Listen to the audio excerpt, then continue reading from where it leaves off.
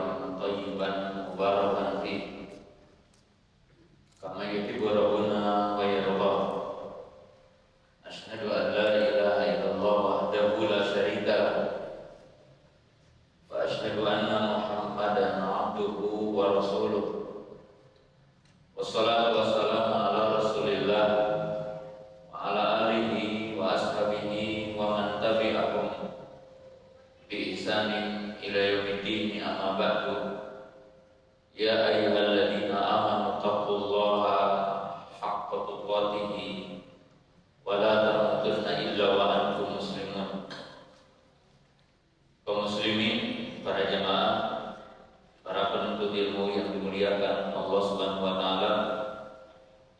Pertama, marilah kita untuk senantiasa bersyukur kepada Allah Subhanahu wa taala, senantiasa menganugerahkan kepada kita banyak nikmat, terutama nikmat iman, nikmat Islam, nikmat kita berada di atas sunnah Rasulullah Sallallahu Alaihi Wasallam, dan nikmat sehat. Hingga pada kesempatan sore yang berbahagia ini kita dapat berkumpul di masjid yang mulia ini, Masjid Al-Hidayah. Kaum muslimin, para jamaah, para penuntut ilmu yang dimuliakan Allah Subhanahu wa taala. Pada kesempatan sore hari ini, sore yang sangat mulia, yaitu kita berada di bulan Rajab, tanggal 14, bertepatan dengan 14 Januari 2025. Kita akan membahas satu surah yang sangat pendek, dan surah ini insya Allah dihafal oleh seluruh kaum muslimin insya Allah yang berKTP Islam insya Allah, yaitu surah Al-Ikhlas, atau sering kita dengar kalau kita sebagai orang Sunda, surah Qul-Hu. Dan kaum muslimin yang dimuliakan Allah Subhanahu wa taala, surah ini tentunya surah yang sangat pendek. Jumlah ayatnya cuma 4 ayat, tidak lebih dari 4 ayat. Tapi surah ini memiliki keagungan, kemuliaan. Kita mengenal surah Al-Ikhlas, surah Qul-Hu. Sering kaum muslimin membaca surah ini dalam sholat, bahkan termasuk surah mungkin karena hanya hafal surah Qul-Hu. Banyak juga imam-imam yang kalau ngimamin Qul-Hu terus. Bahkan ada imam yang izin ke makmumnya, punten pada Qul-Hu deui, dengan sebab ya cuma itu hafalannya. Tetapi kaum muslimin, pemirsa yang dirahmati Allah Subhanahu wa taala, walaupun surah ini pendek dan surah ini dihafal oleh seluruh kaum muslimin, tapi tidak berarti kaum muslimin paham kepada isi dari surah Al-Ikhlas ini. belum tentu mendalami isinya, dan belum tentu juga paham kepada kandungan yang ada di dalamnya. Maka dalam kesempatan yang singkat ini kita akan mencoba untuk mendalami surah Al-Ikhlas ini. Baginda Rasulullah SAW menyebutkan tentang surah Al-Ikhlas itu sulusul Quran. Jadi surah Al-Ikhlas ini dikatakan oleh para ulama berdasarkan hadis tentunya, yaitu 1/3 Quran. Sulusul Quran.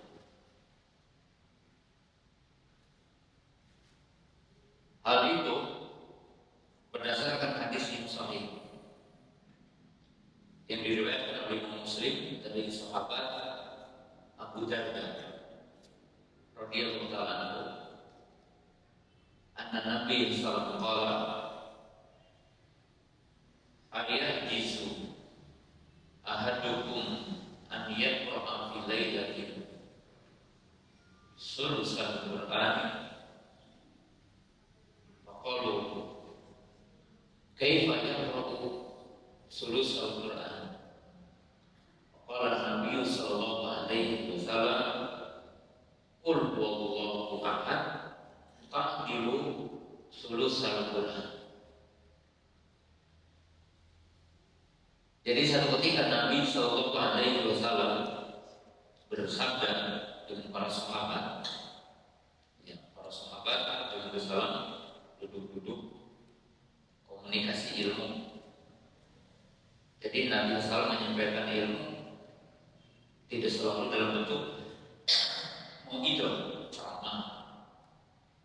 Walaupun kita mungkin identik namanya ilmu itu harus disampaikan di kelas, harus disampaikan di seminar, harus disampaikan dalam bentuk ceramah. Ternyata Nabi SAW itu menyampaikan ilmu tidak semuanya seperti itu. Ngobrol, duduk, isinya ilmu.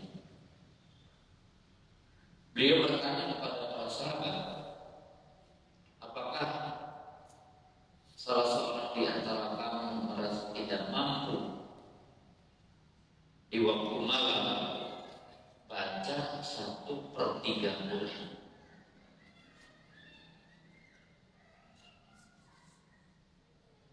Ya. Lalu sahabat bertanya, bagaimana ini? Kata Nabi SAW, kalau ingin tidak capek baca Quran 1/3, karena kalau baca Quran 1/3 berarti 30 juz, 1/3-nya berapa? 10 juz. Jadi membaca 10 juz berarti membaca 1/3 Quran. Mungkin banyak orang yang berat membaca 1/3 Quran di waktu malam. Tapi Nabi SAW mengatakan ada yang mudah untuk membaca Quran 1/3. Apa katanya? Qul huwallahu ahad. Bacalah Qul huwallahu ahad. Kenapa? Tahdilu sulusal Quran. Membaca Qul huwallahu ahad sama dengan membaca 1/3 Quran.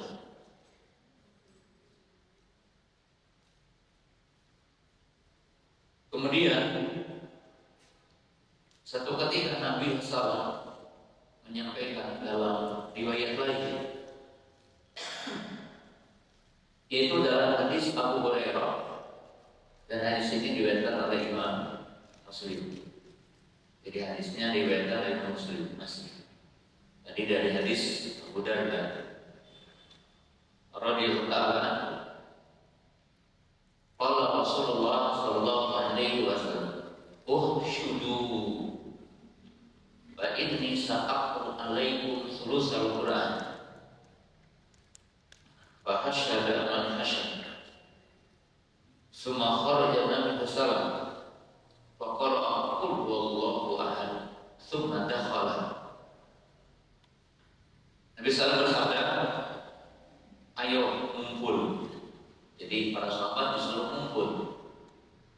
Aku akan membacakan 1/3 Quran. Maka para sahabat pada berkumpul. Kemudian beliau keluar dari rumahnya karena rumahnya dekat dengan masjid. Faqara'ul wallahu ahad. Maka Nabi sallam membaca qul wallahu ahad. Lalu Nabi sallallahu alaihi wasallam bersabda di ujung hadis itu, beliau mengatakan, "Inni qultu lakum sa'aqra'u 'alaikum sulusal Qur'an." Qala innaha taqdimu sulusal Qur'an. Bahwa membaca pada kalian 1/3 Quran, dan sesungguhnya dia qul huwallahu ahad itu menyamai 1/3 Quran. Suma ikhtalafa ulama'u mal murad bi anna surat al-ikhlas sulusul Quran. Kemudian para ulama berbeda pendapat tentang apa yang dimaksud bahwa al-ikhlas itu 1/3 Quran. Jadi para ibu, para bapak, para jamaah, pemirsa TV dan para pendengar radio Jana, kenapa surah Al-Ikhlas, yaitu ayatnya qul huwallahu ahad Allahus samad lam yalid wa lam yulad wa lam yakul lahu kufuwan ahad, itu dikatakan sulusul Quran, 1/3 Quran. Maka para ulama berbeda pendapat dalam menafsirkan tentang 1/3 Quran. Apa makna dari 1/3 Quran itu? Yang pertama yang mengatakan sulusul Quran min jihati sawab wal ajr. Yang pertama yang dimaksud 1/3 Quran itu dari sisi pahala bagi yang membacanya. Jadi membaca surah Qul huwallahu ahad itu mendapatkan pahala seperti membaca 1/3 Quran. Dan ini menunjukkan dalil akan rahmat Allah, karunia Allah kepada hambanya. Karena Allah Ta'ala yufaddilu as-zaman, yufaddilu al-makan, wa yufaddilu ba'da surah atau ba'da ayat. Jadi maksudnya gini, membaca Qul huwallahu ahad itu sama dengan 1/3 membaca Quran. Kenapa? Karena memang Allah, sebagaimana dalam hadis-hadis Quran itu terkadang mengutamakan tempat dari sisi pahala, mengutamakan waktu. Termasuk di sini mengutamakan sebagian ayat yang lain. Kan para ibu, para bapak udah tahu sholat di Masjidil Haram itu dilipat gandakan 100.000 kali lipat. Sholat di Masjid Nabawi 1000 kali lipat. Sholat di Masjidil Aqsa dilipat gandakan 500 kali lipat.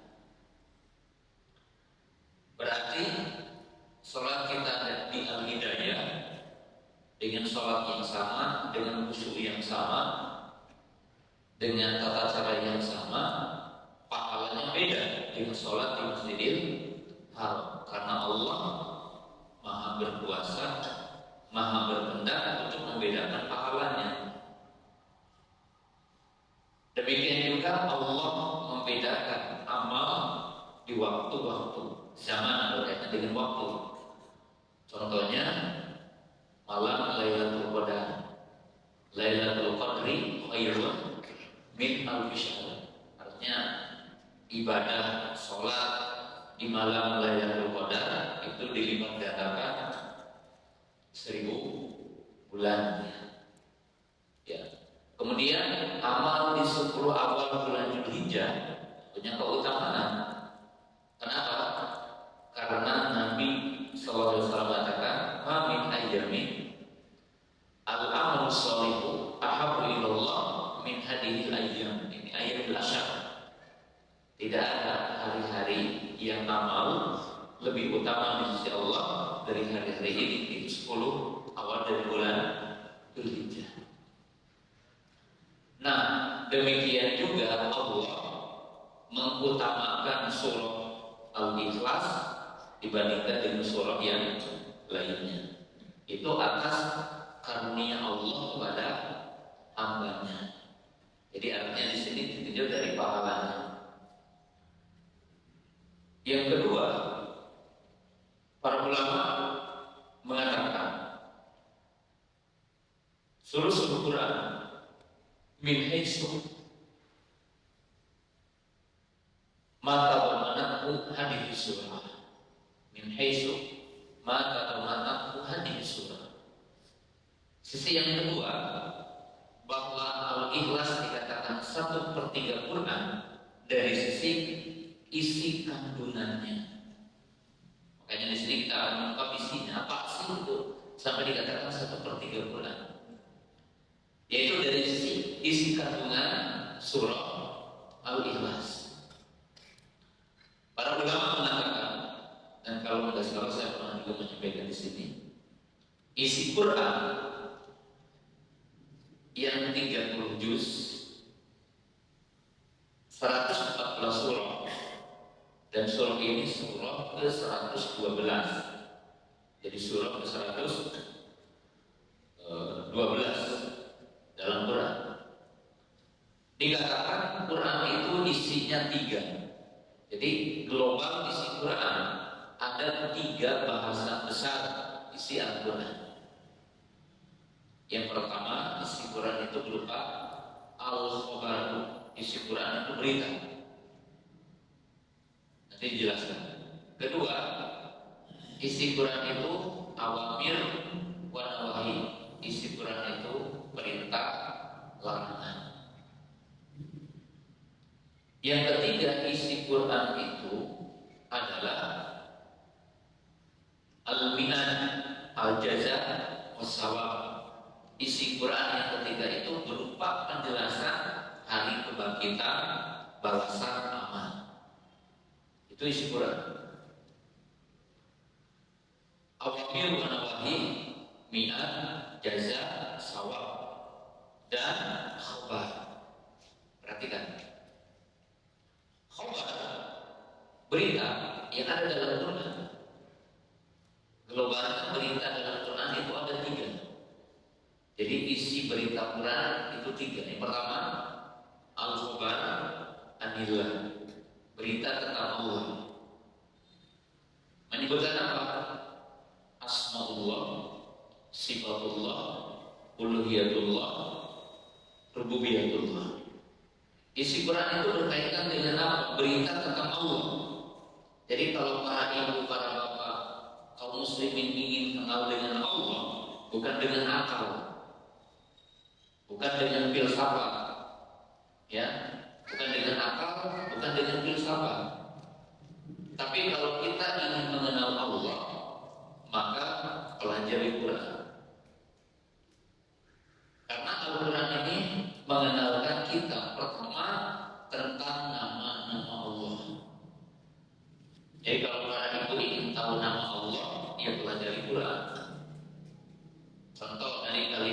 Bismillahirrahmanirrahim. Disebutkan 3 nama Allah. Allah Ar-Rahman Ar-Rahim. Baca surah Al-Fatihah. Alhamdulillah Allah Ar-Rabb Ar-Rahman Ar-Rahim. 4 nama Allah. Baca ayat kursi. Ini mudah-mudahan yang mudah dihafal. Ayat kursi. Ayat kursi. Allahu la ilaha illa Al-Hayyu Al-Qayyum. Ujungnya Al-Aliyyul Azim. 5 nama Allah yang ada dalam ayat kursi. Atau kalau ibu ingin banyak tahu nama Allah, maka baca surah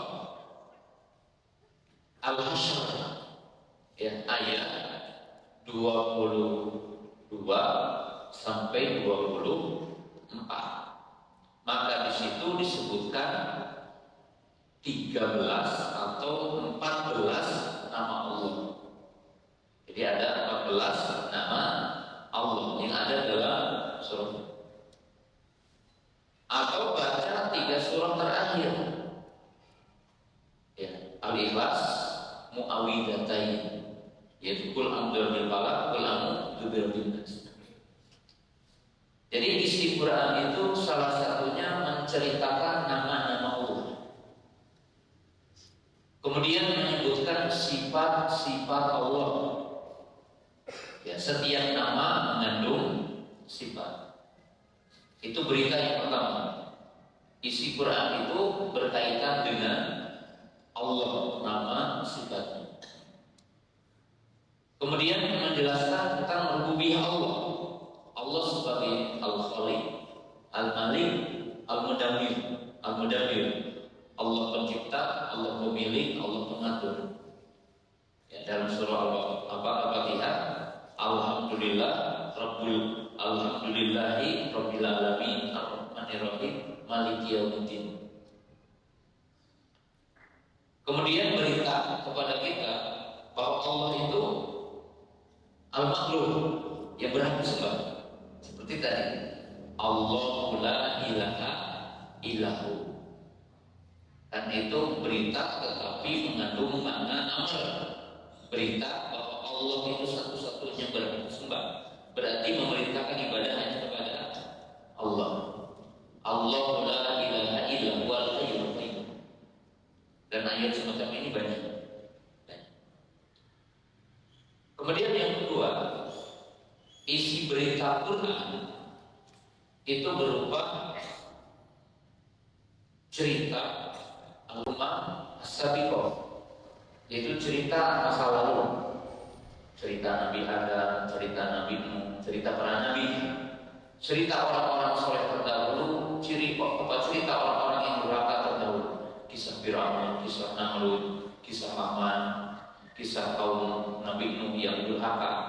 Itu Quran yang isinya iktibar bagi kita, yang isinya adalah untuk menjadi pelajaran bagi kita. Itu isi Quran. Yang ketiga, berita dalam Quran al-umur al-mustaqbalah, yang itu konsekuensi bagian ketiga tadi, bahwa isi Quran yang ketiga ini berupa khabarnya, maksudnya adalah berita yang akan datang. Surga, neraka, arsyil kiamat, alam kubur, kiamat, termasuk asratil kiamat, ciri-ciri hari kiamat. Maka Quran isinya berita. Ini yang pertama. Yang kedua, isi Quran itu awamir wa nawahi. Isi Quran itu perintah dan larangan. Perintah yang pokok, perintah bertauhid. Larangan yang pokok, larangan syirik. Dan perintah ini banyak. Perintah sholat, puasa, zakat, haji, amar ma'ruf nahi munkar, birrul walidain, jihad, dan seterusnya. Larangan syirik, kufur, maksiat, nifaq, berzina, mencuri, minum khamr, interaksi riba, dan seterusnya. Ini larangan. Yang kewajiban orang muslim adalah istislam inqiyad. Kita diperintahkan tunduk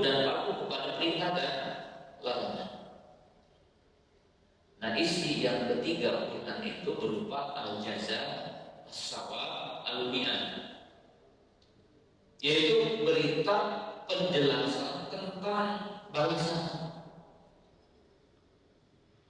Orang-orang beriman disediakan surga, orang kafir disediakan neraka.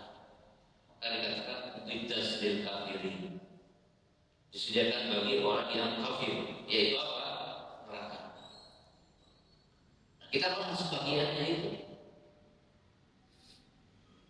Kenapa surah Al-Ikhlas dikatakan sulus 1/3 Quran?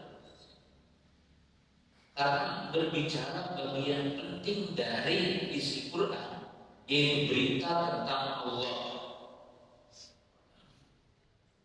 memberitakan tentang Allah dan ma'rifat kepada Allah. Itu ma'rifat yang paling pokok, ma'rifat yang paling penting dalam kehidupan manusia. Dari semua pengetahuan, yang pertama wajib dipahami, wajib dipelajari, wajib didalami oleh seorang mukmin adalah ma'rifatullah, mengenal Allah. Maka dikatakan sulusul Quran, 1/3 Quran, karena berbicara 1/3 isi Quran.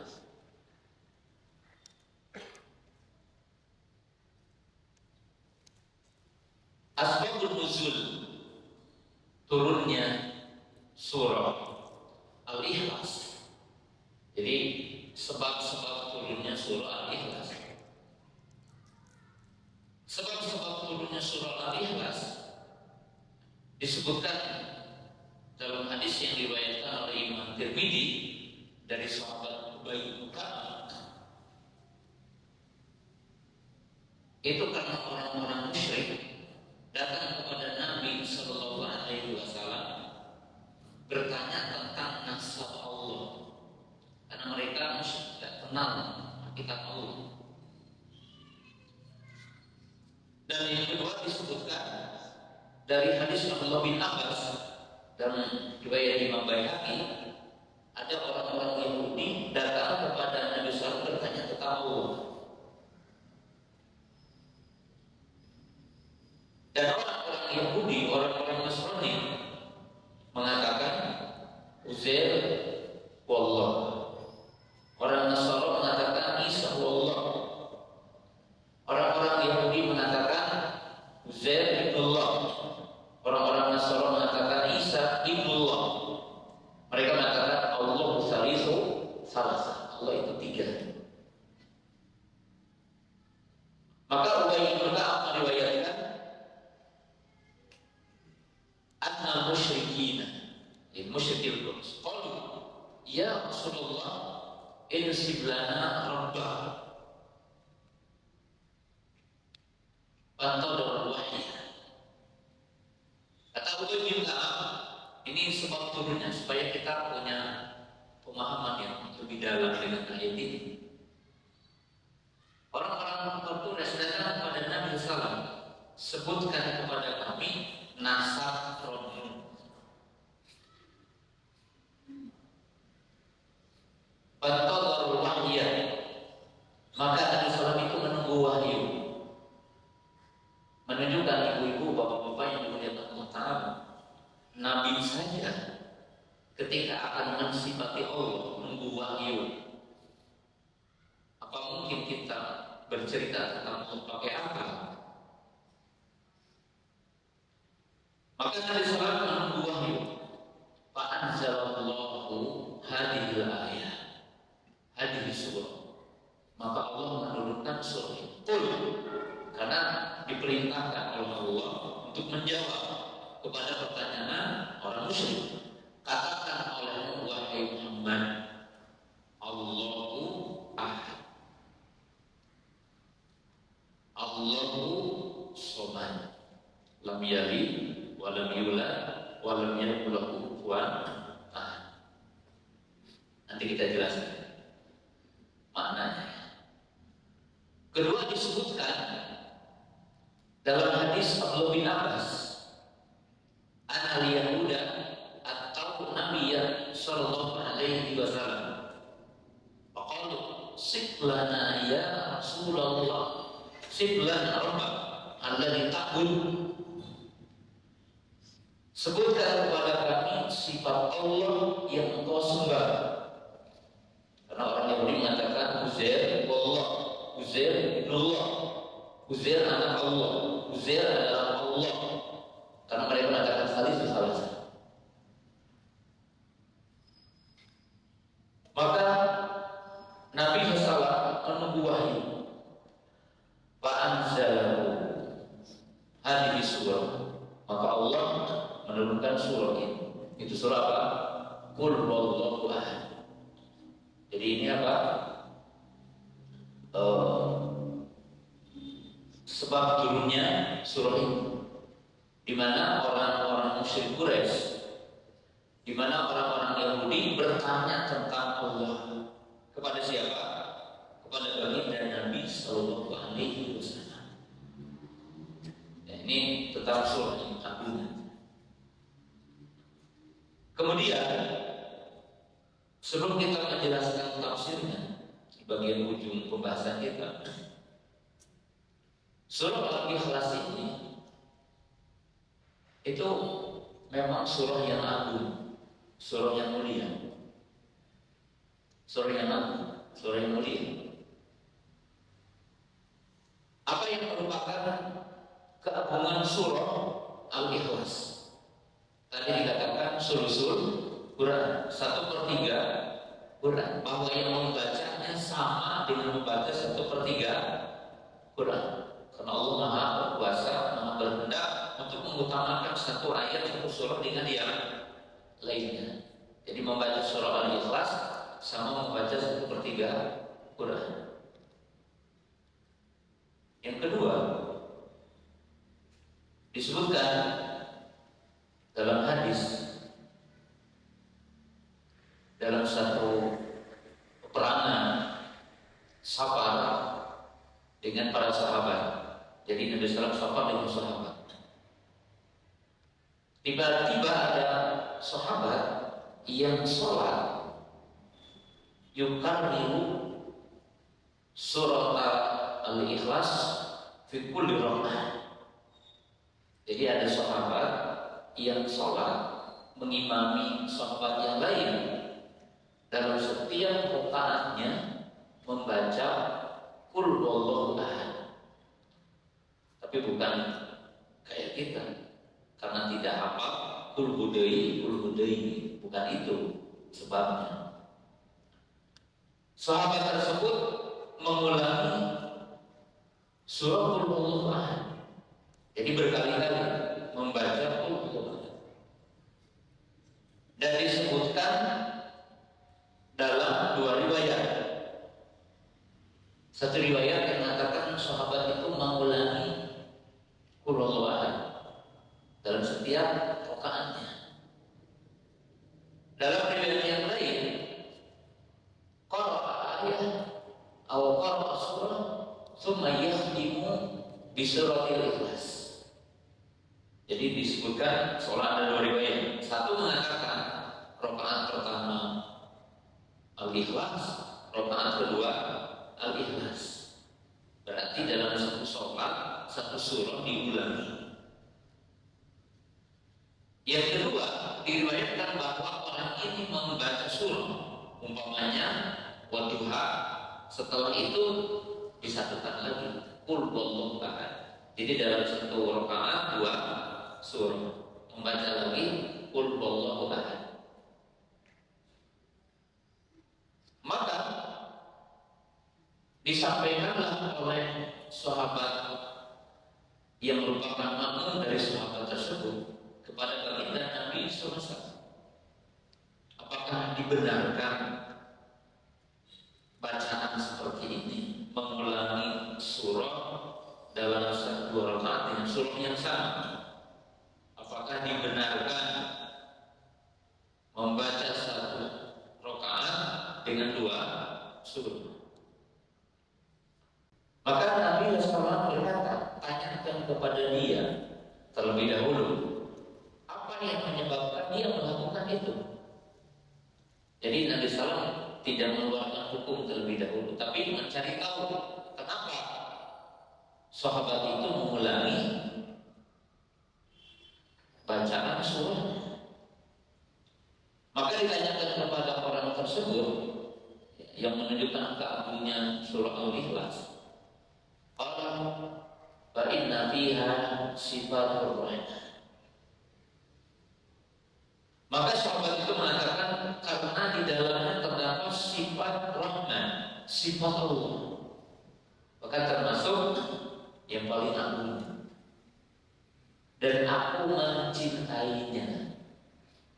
Jadi mencintai nama-nama Allah, mencintai sifat-sifat Allah. Maka Nabi Musa bersabda, sampaikan kepada dia bahwa Allah mencintainya sebagaimana ia telah mencintai Allah.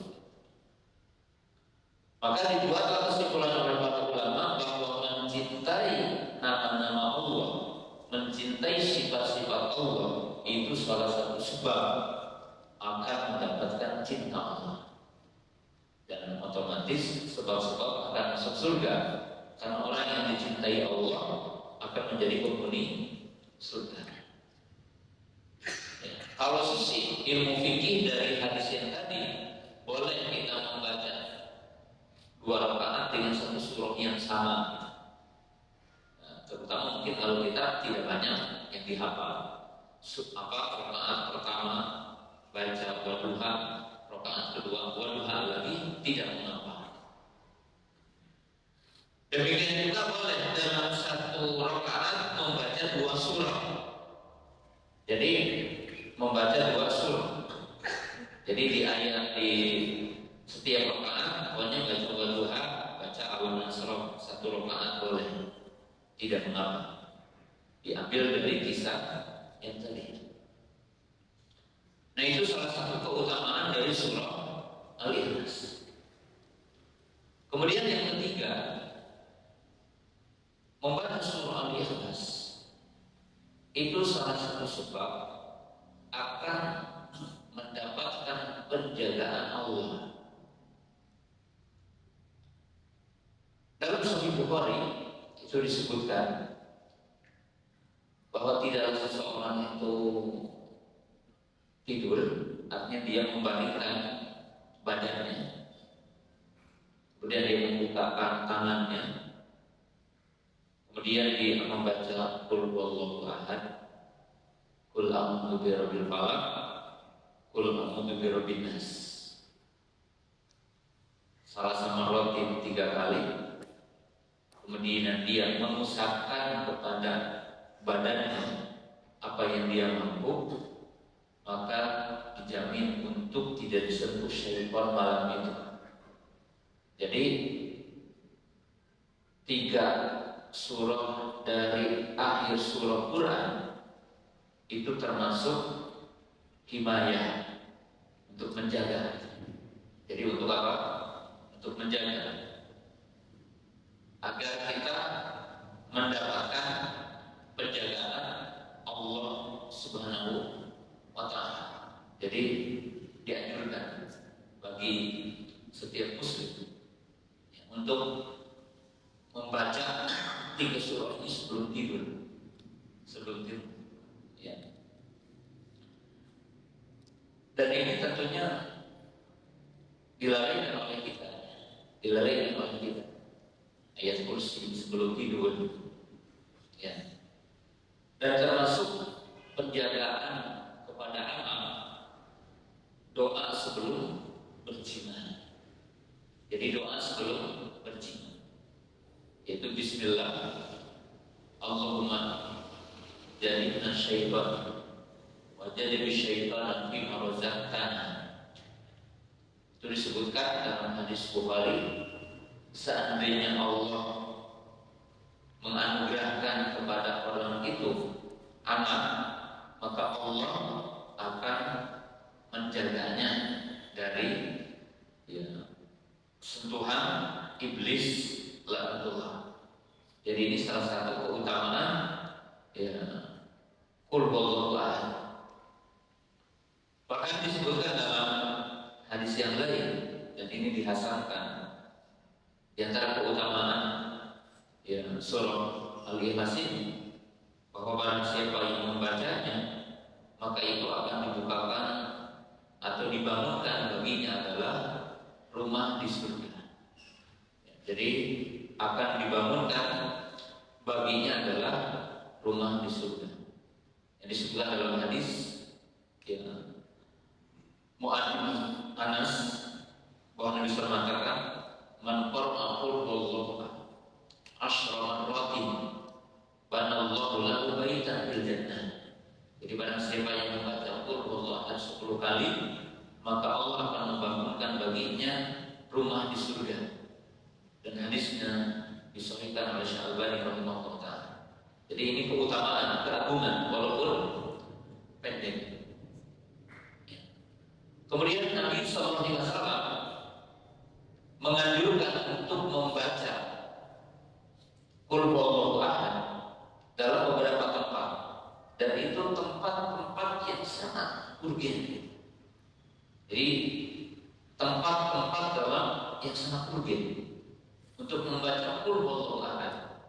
Contoh, raka'ataini qabla al-fajr, 2 rakaat sebelum fajar. Jadi bukan sholat subuhnya, 2 rakaat sebelum fajar. Kedua, 2 rakaat setelah tawaf. Rakaat pertama qul ya ayyuhal kafirun, rakaat kedua qul huwallahu ahad. Demikian juga subuh, rakaat pertama qul ya ayyuhal kafirun, rakaat yang kedua adalah qul huwallahu ahad. Itu dianjurkan untuk kita baca karena memang kandungan di dalamnya. Kemudian setelah kita zikir, membaca astagfirullah, membaca la ilaha illallah, membaca Allahumma anta salam, membaca subhanallah, alhamdulillah, Allahu akbar, la ilaha illallah, baca didawamkan dalam setiap setelah salat, terutama dalam 2 tempat, itu pagi dan petang. Jadi ini memang agung, dan orang mukmin harus memperhatikan akan keagungan surah Al-Ikhlas ini, surah Al-Ikhlas ini. Nah, terakhir kita akan mendalami isinya. Tadi dikatakan bahwa surah Al-Ikhlas ini dikatakan sulusul Quran, 1/3 Quran. Kenapa dikatakan 1/3 Quran? Karena bahasa paling pokok yaitu tauhid, yaitu mengenalkan Allah kepada kita. Jadi mengenalkan Allah kepada kita. Kita tahu dalam Quran Allah berfirman, walillahi al-asmaul husna fad'uhu biha. Dan bagi Allah ada nama-nama yang baik, maka berdoalah dengan menyebutkan nama-nama Allah. Jadi para ibu, para bapak, mengenali nama Allah salah satu wasilah paling pokok untuk berdoa. Jadi di antara ada berdoa itu menyebutkan nama-nama Allah.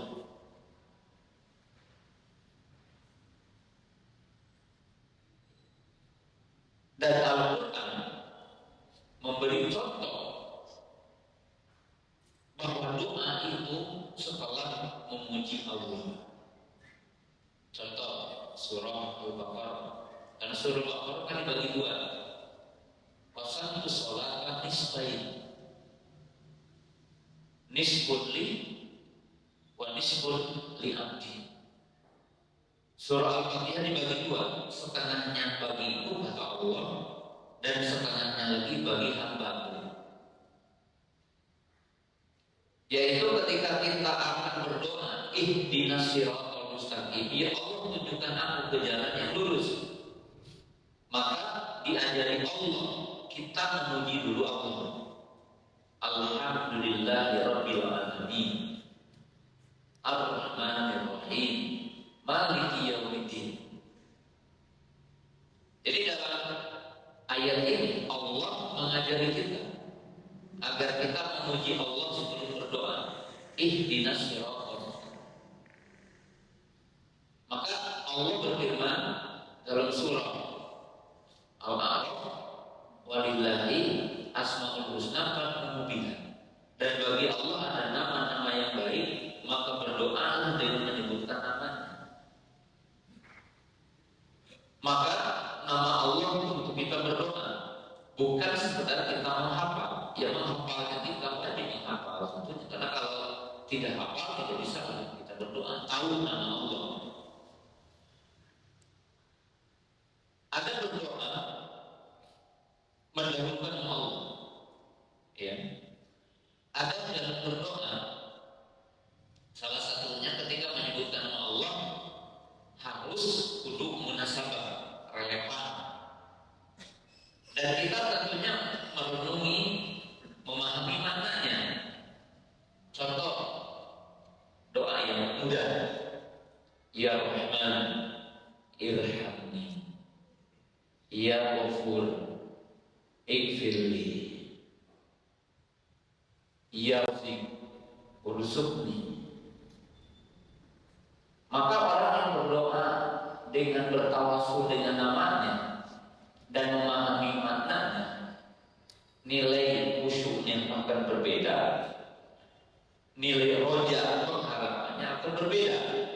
Karena ketika Bapak Ya Rahman, kita paham Ar-Rahman ismun min asma'illah. Rahman nama di antara nama Allah. Apa makna dari Rahman? Dur Rahman wasi. Allah itu memiliki rahmat yang luas. Maka mesti ada pengagungan kepada Allah dan khusyuk dan penuh harapan. Pasti Allah merahmati, karena rahmatnya apa? Luas. Contoh, Ya Ghafur ighfirli. Ketika antum meminta maghfirah kepada Allah pakai nama Al-Ghafur, itu mubalaghah. Al-Ghafur, Al-Ghaffar, itu wajah mubalaghah, menunjukkan Allah Maha Pengampun dan luasnya pengampunan Allah. Maka kita akan lebih khusyuk meminta kepada Allah, ya, dan penuh yakin dalam hati kita bahwa Allah akan mengampuni karena Allah luas maghfirahnya. Ya Razzaq urzuqni. Razzaq itu juga wajah mubalaghah yang menunjukkan Allah itu maha luas rezekinya dan Allah maha pemberi rezeki. Maka orang ketika meminta kepada Allah yang yakin Allah maha luas goni, Allah maha goni, maha kaya, dan Allah maha memenuhi, maka sudah pada tentu nilai khusyuk keyakinannya akan lebih tinggi ketimbang orang yang tidak paham. Bahkan para ibu, para bapak yang dimuliakan Allah Ta'ala, mengenal nama-nama Allah, mengenal sifat-sifat Allah itu mulia. Pintu masuk surga. Hadisnya sahih diriwayatkan Imam Bukhari dari sahabat Abu Hurairah radhiyallahu taala anhu, qala Nabi sallallahu alaihi wasallam, inna lillahi tis'atan wa tis'ina isman man ahsaha dakhala jannah. Di antara nama-nama Allah ada 99, man ahsaha dakhala jannah. Suka nggak belajar nama-nama Allah? Merungi nama Allah? Ya, saya kira jarang ya nama Allah. Telaan di dalam ini satu persatu. Ya, itu pintu surga disediakan bagi orang yang memahami nama-nama Allah.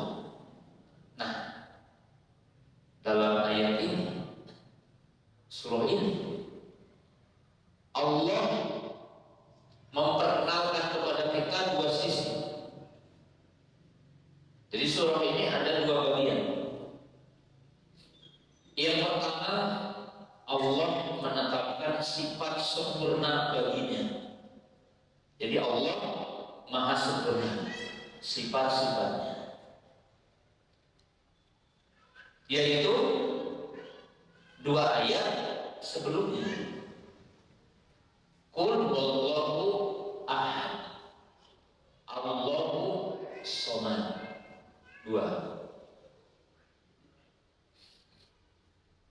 Kemudian yang kedua, Allah menafikan, meniadakan sifat kurang.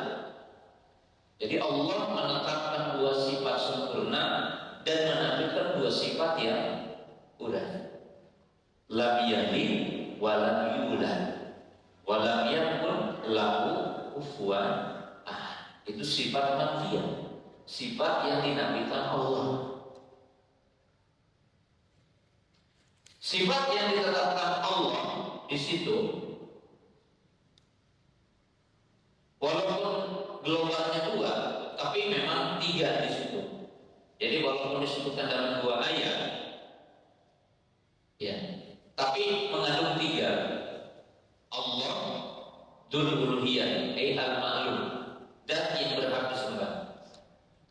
Ahad menetapkan sifat ahadiyah, yaitu wahdaniyah. Allah itu tunggal, Allah itu esa. Artinya qaimun bi nafsihi, Allah esa. Kedua atau sebutan ketiga boleh, yaitu apa? As-Samadiyah. Nanti as-Samad kita jelaskan apa sih as-Samadiyah. Berarti itu sifat sempurna. As-Samadiyah paling sederhana ditafsirkan oleh para ulama, alladzi tasmudu ilaihi kullul hawadij. Atau dalam terjemahan Indonesia, as-Samad, tempat bergantung. Jadi tempat bergantung yang memiliki makna as-Samad. As-Samad kalau disederhanakan dari semua tafsir, as-Samad itu pertama yang tidak membutuhkan, karena Allah itu qaimun bi nafsihi, berdiri sendiri. Yang kedua, as-Samad artinya maha memenuhi. Jadi artinya semua permintaan hamba, semua permintaan yang meminta dipenuhi Allah, karena Allah Ghani, Allah Maha Kaya. Maka nama ini dinamakan Ismul A'dham. Ismul A'dham artinya yang kalau para ibu, para bapak meminta, ada jaminan untuk dipenuhi Allah. Jadi kalau kita mengatakan ya Allah, ya Rabb, ya Samad, ya, ya Ahad, itu ada jaminan untuk dijawab permintaan. Sampai para ulama menjelaskan bahwa kisah Nabi Sulaiman. Nabi Sulaiman itu kan ketika meminta untuk dipindahkan singgasana Ratu Saba, ada ibrit yang bilang, aku bisa mendatangkan sebelum kau berdiri di tempat dudukmu. Qala lagi indahu ilmu minal kitabi an ati qabla an yartada ilahi tarfu. Kemudian orang yang berilmu, ini dari bangsa manusia menurut para ulama tafsir, dia berkata, aku bisa mendatangkan singgasana sebelum kedua matamu berkedip. Lalu sebagian para ulama dikatakan bahwa orang tersebut berdoa kepada Allah dengan Ismul A'dham, sehingga diijabah Allah untuk mendatangkan singgasana itu. Itu mana? Jadi memang usul dari hakikat Allah, yaitu Allah Al-Ma'lum, Al-Wahdaniyah, Allah itu Esa, Allah itu zat yang berhak disembah, dan Allah itu zat yang bergantung kepadanya semua yang meminta. Jadi semua kebutuhan tempat kembalinya Allah.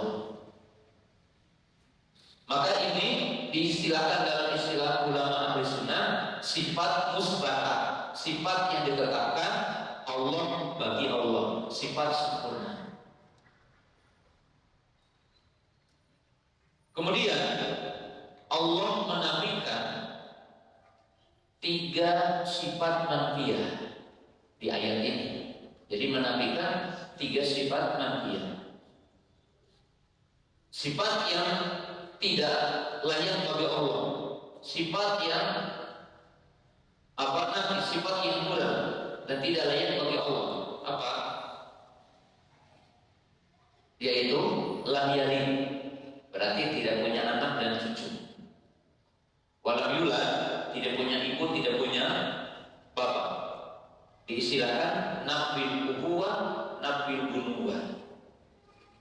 Karena Allah itu wahdaniyah atau ahadiyah. Allah itu tidak beranak dan Allah itu tidak berbapak dan tidak beribu. Ya. Lam yalid wa lam yulad. Kemudian yang ketiganya, nabil. Jadi Allah menafikan adanya persamaan. Allah menafikan adanya persamaan. Artinya tidak sama dengan makhluknya dan tidak ada makhluk yang sama dengan Allah. Ya. Dan surah Al-Fatihah atau surah Al-Ikhlas ini mengajari para bapak, para ibu mengenal Allah dengan sederhana tapi paling pokoknya. Nah, pelajaran terakhir dari saya di kesempatan sore hari ini begini. Bagaimana kita mensifati Allah dan menetapkan nama-nama Allah? Ini rahasianya, sederhana. Jadi menetapkan nama Allah, menetapkan sifat Allah. Untuk menetapkan nama Allah dan sifat Allah itu tidak dengan akal semata dan tidak boleh akal jadi sumber menetapkan nama Allah dan sifat Allah. Kenapa? Sebelum pakai dalil Quran dan Sunnah, sekarang pakai dalil akal dulu. Yang paling tahu nama saya siapa? Ya saya sendiri atau ibu dan bapak saya. Apa mungkin saya bisa dinamai sama orang lain? Tidak mungkin. Apa saya senang dipanggil dengan nama yang bukan nama saya? Saya nama bahasa orang Sunda Suherwan. Dikenal kuliahnya Abu Qatadah, anak yang kelima namanya Qatadah, Abu Qatadah. Senang nggak kalau ditanya Abdurrahman, walaupun nama bagus? Saya tidak akan senang saya dipanggil Abdurrahman. Apa pantas kita kasih nama kepada Allah yang Allah tidak menetapkan? Apalagi? Maka kata para ulama, isbatu ma'abatullah. Jadi kalau menetapkan nama dan sifat itu apa yang Allah tetapkan kita tetapkan, apa yang Allah Ta'ala nabikan kita nabikan. Karena Allah yang memilikinya. Walillahi asmaul husna. Bagi Allah ada nama-nama yang baik. Nama-nama yang baik. Itu pertama. Kedua, penutup kedua, apa yang Allah tetapkan bagi Allah dalam Quran dan apa yang ditetapkan oleh Rasul untuk Allah dalam Sunnah itu bukan dengan khayalan kita, tapi dengan apa yang Allah tetapkan. Di mana Allah dalam Quran menyebutkan dan menuntut kita untuk menyebutkan nama dan sifatnya, tapi Allah kasih tahu bahwa nama Allah dengan sifat Allah itu laisa kamitslihi syai'un, tidak sama dan tidak ada yang menyamai bagi Allah. Maka di sini katakan apa? Walam yakun lahu kufuwan ahad. Laisa kamitslihi syai'un hal ta'lamu lahu samia.